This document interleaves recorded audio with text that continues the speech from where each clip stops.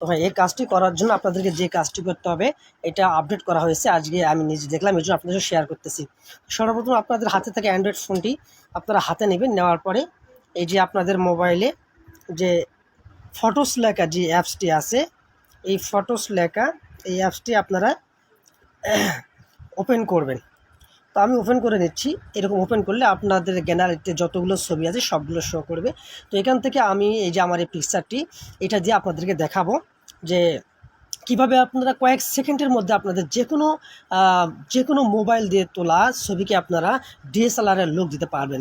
তো এটার জন্য আপনাদেরকে এই যে ছবিটা আমি ওপেন করে নিচ্ছি। আমি ক্লিক দিলাম। দেওয়ার পরে আপনারা যে কাজটি করবেন, এখান থেকে আপনারা এই যে এখানে এডিট লেখা যে অপশনটি আছে, এডিট লেখা অপশনে আপনারা ক্লিক করবেন। তো আমি ক্লিক করলাম এডিট লেখা অপশনে। ক্লিক করবেন। ক্লিক করার পরে আপনাদের সামনে এরকম আসবে। আপনারা একটু ধৈর্য সহকারে ভিডিওটি দেখেন। তো এরকম আসার পরে আপনারা যে কাজটি করবেন, সাজেশনস আছে, এখান থেকে আপনারা এই যে সাজেশনস আছে, এখান থেকে আপনারা এইভাবে একটু স্লাইড দিয়ে আপনারা এখান থেকে এই যে টুলস লেখা যে অপশনটি আছে, এই টুলস লেখা অপশনে আপনারা সিলেক্ট অবস্থা রাখবেন। তো এটা যখন সিলেক্ট অবস্থা রাখবেন, তো দেখবেন যে তার উপরে লেখা আছে ব্লার, তার পাশে আছে ম্যাজিক, এরপরে কালার ফোকাস, অনেকগুলো আছে।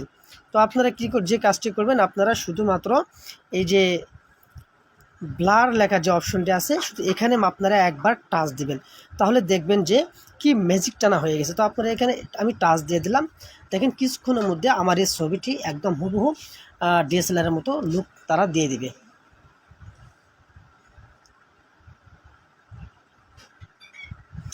আপনারা দেখতে পাচ্ছেন যে অলরেডি আমি ফেসটা করে নিলাম।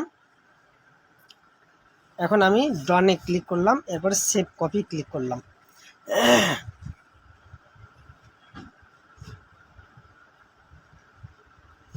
আমার ছবিটি সেভ হয়ে যাচ্ছে গ্যালারিতে।